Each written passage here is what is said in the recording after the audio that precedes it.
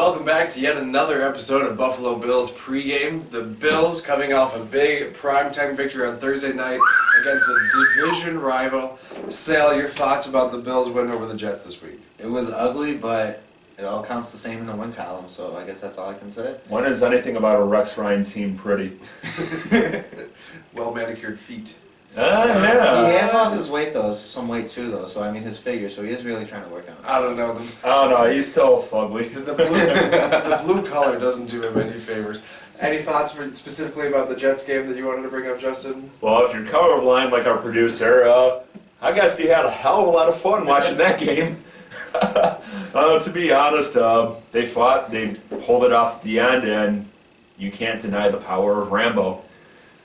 The Bills have a way of keeping you very unsettled, even though it's 22-3. I feel like I shouldn't be as worried as I am, but 4 consecutive 3-and-outs, and the offense sputters for a lot of the second half, and you just can't get settled into a winning feeling. Yeah, very unnerving. It is, but at least Rambo drew first blood. First blood, indeed. Yes. And in a very rare spot for the Buffalo Bills, we have back-to-back primetime games. Coming off a Thursday night game, we're up next on Monday night playing the Patriots. Big stage in primetime. Sal, do you think that it's a bigger advantage for the Patriots playing in primetime or the Bills? I'm going to say it's a bigger advantage for the Patriots, honestly, because of the experience. I mean, Tom Brady compared to Tyrod Taylor. Tyrod, you're a great quarterback and all, but you don't have the experience. You don't have those rings. You have 1 ring, but that was as a backup for the Ravens. So I'm going to disagree with half of what you say there. I agree that it's a bigger advantage for the Patriots because they're used to that primetime exposure. However, I have to say the Bills have the extra rest for the first time ever against the Patriots, it seems, as opposed to, hey, Belichick, you get 2 weeks to prepare for the Bills. How are you going to do that? Secondly, I can't say that Brady deserves any of the rings he has. Every ring he has is based off of some scandal. So, hang on. Spygate. Oh, deflate-gate. So, yeah, come on. Right now, he's a great player with asterisks. I'll say right now he is the most valuable player in the league, but there's always that stain on him now. Kind of like the stain on your fantasy football team that you keep winning with Brady at the helm. Darn straight. But hey, my team's name is OJ's Throat Slasher, so there's a stain that's always meant to be left out. Wait, so if you win, is there an asterisk at the end of that, too, for the championship? So Hey. I don't think that's a win. That's like cheating. Well, to be fair, though, they haven't been caught cheating yet this year. Not yet You're this right, year. you're right. So are they cheating? They've got to be cheating, right? And they're playing at a different level than all their competition. To quote Ty Cobb, if you're not cheating, you're not trying. Absolutely, and that is certainly the attitude that Belichick exudes when it comes to these cheating scandals, that he seems so above it, and of course we're cheating, we're going to do everything we can to win this game. To quote the great Eric Hartman, I misinterpreted the rules. All right, well, for turning our focus to the Bills, the offense did struggle against, granted, a very good Jets defense that they faced this past week. Justin, do you see us sticking with the run, sticking with the game plan, or are we going to try to change it up for Belichick? Well, there's a huge difference between the Jets defense and their makeup and the Patriots defense. The Patriots defense is not as strong on the front line, so Belichick's going to have to mix it more with the coverages, and that's going to give a little more room for the run game, I think, first off. And secondly, I think it's going to give Tyrod some time to be able to pass the ball. Will he throw it to the right guy at the right time? That's a different story. But I still say the scheme as a whole, I think it's going to be more up the gut as opposed to the outside, because that's more the weakness of the Patriots defense. They don't have that power and nose tackle like Wilfork anymore. As Justin suggests, that the Bills will have more room to be running the ball, LeSean McCoy proved that he doesn't need a whole lot of room to run. He gained 100 yards squeaking in between defenders this past week. Do you see this being another big week for the Bills running? I actually would put Karlos Williamson and have him beat them for the first half, and then throw Shady in. You can't tell me the shift to your running back. I mean, it's just like LeGarrette, Blount, and Dion Lewis.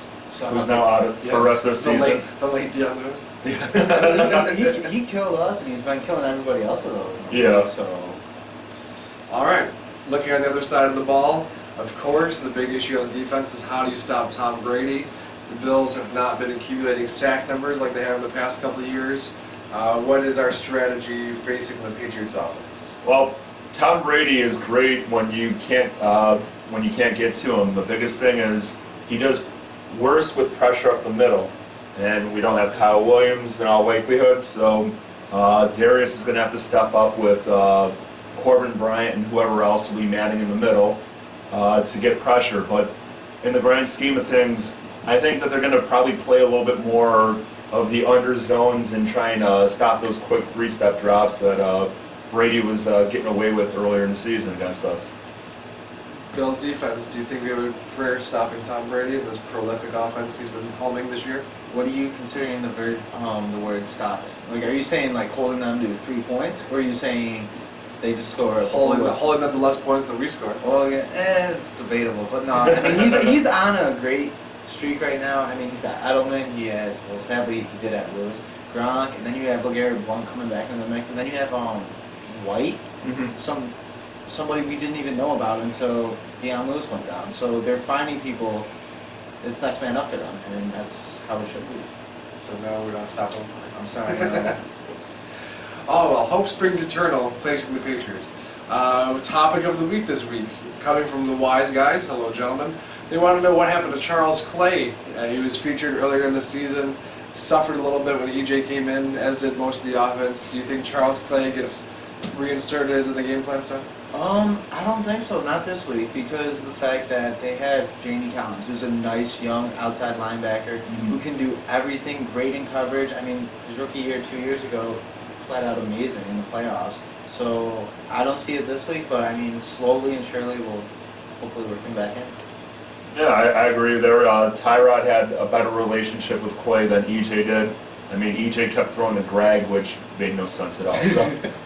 Well, they're spending a lot of money on him to not use him, so hopefully Clay does come back into the fold this week. Keys to the game, what do the Bills need to do to win? Justin, start with you.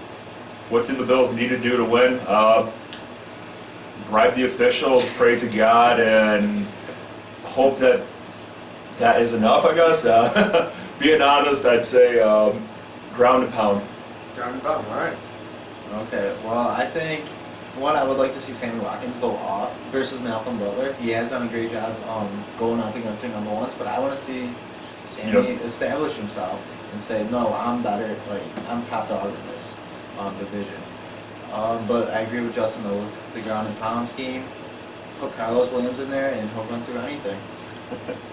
I'm going to say we need to focus on turnovers. Brady's not going to cough up the ball the way Fitzpatrick did. Tyrod cannot be throwing interceptions.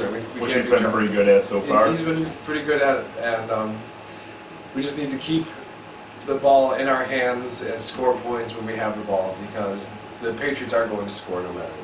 Efficiency.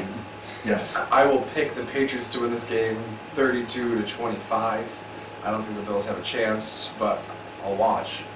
I think it's going to be even more bloody. I'm going to say 45-17. Yeah. You took my pick. Okay, I'm going to go 31-28 Patriots. It's a tight one. All right, Sal. I like your optimism.